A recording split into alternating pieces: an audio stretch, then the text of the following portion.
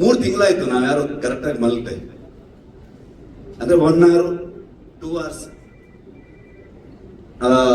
ಸುಮಾರು ಜನ direction team ಅವ್ರು ಆಗ್ಬೋದು, DOP ಆಗ್ಬೋದು, 38 hours 48 hours ಹಿಂಗೆ ಹೋಗ್ತಾ ಇದೆ ಕೆಲಸಗಳು.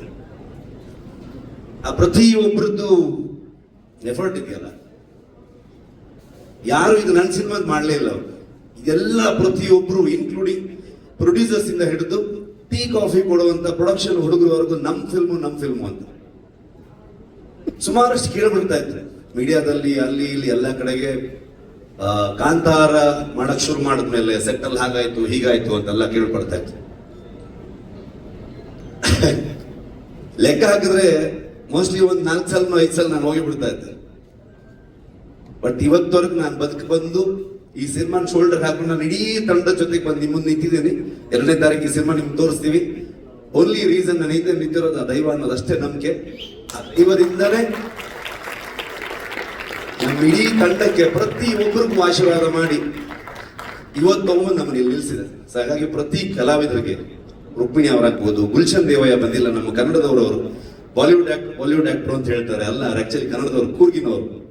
ತುಂಬಾ ಅದ್ಭುತವಾಗಿ ಅವರು ಅಭಿನಯ ಮಾಡಿದ್ದಾರೆ. ಜಯರಾಮ್ ಸರ್ ಆಗ್ಬೋದು, ಕನ್ನಡದ ಎಷ್ಟೋ ಥಿಯೇಟರ್ ಆರ್ಟಿಸ್ಟ್ಗಳು, ಎಷ್ಟೋ ಜನ ಪ್ರತಿಭೆಗಳು ನಮ್ಮ ಇಡೀ ತಂಡ ಸೇರ್ಕೊಂಡಿದ್ದಾರೆ. ಒಂದ್ ದಿವಸ ಸುಮ್ಮನೆ ಯೋಚನೆ ಮಾಡ್ತಾ ಇದ್ವಿ ನಾವು, ಕೊನೆಯ ಚಿತ್ರೀಕರಣ ಮುಗಿಯೋ ಹಂತದಲ್ಲಿ ಎಲ್ರಿಗೂ ಒಂದು ಅದ್ಭುತವಾಗಿ ಊಟ ಹಾಕಿದ್ರು ವಿಜಯಣ್ಣ ಕುಂದಾಪುರಕ್ಕೆ ಬಂದು.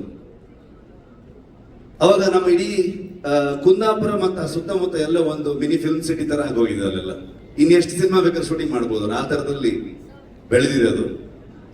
ಅವಾಗ ನಾನು ಲೆಕ್ಕ ಹಾಕ್ತಾ ಇದ್ದೆ, ಅಂದ್ರೆ ನಾರ್ಮಲಿ ನಾವು ದೇವಸ್ಥಾನದಲ್ಲಿ ಹೋಗಿ ಸೇವೆ ಕೊಡ್ತೀವಿ, ಅನ್ನ ಸಂತರ್ಪಣೆ ಕೊಡ್ತೀವಿ, ಇನ್ನು ಯಾವುದೋ ಒಂದು ಹುಟ್ಟುಹಬ್ಬದ ದಿವಸ ಒಂದಷ್ಟು ಆಶ್ರಮಗಳಿಗೆ ಅಥವಾ ಬೇರೆ ಬೇರೆ ಜಾಗದಲ್ಲಿ ಒಂದು ಸೇವೆಯನ್ನು ಕೊಡುವಂಥದ್ದು, ಒಂದು ಒಳ್ಳೆ ಒಂದು ವೈಬ್ಗೋಸ್ಕರ, ಒಂದು ಆಶೀರ್ವಾದಕ್ಕೋಸ್ಕರ ಅಂತ ಲೆಕ್ಕ ಹಾಕಿ ನೋಡಿದಾಗ 3 ವರ್ಷದಲ್ಲಿ ಒಂದು ನಮ್ದು ಎಲ್ಲ ದಿನಗೂಲಿ ಲೆಕ್ಕನೇ. ಒಂದು ಲೆಕ್ಕಕ್ಕೆ ನೋಡಕ್ ಹೋದ್ರೆ ಅದನ್ನ ಲೆಕ್ಕ ಮಾಡಿದ್ರೆ ಒಂದು ಮ್ಯಾನರ್ಸ್ ಅಂತ ಲೆಕ್ಕ ಮಾಡಿದ್ರೆ ಲಿಟ್ರಲಿ ಒಂದು 4.5 ಲಕ್ಷ ಮ್ಯಾನರ್ಸ್ಗೆ ಊಟ ಹಾಕಿದ್ದಾರೆ ಬೊಂಬಾಳೆ ಸಂಸ್ಥೆ ಈ ಸಿನಿಮಾದಿಂದ.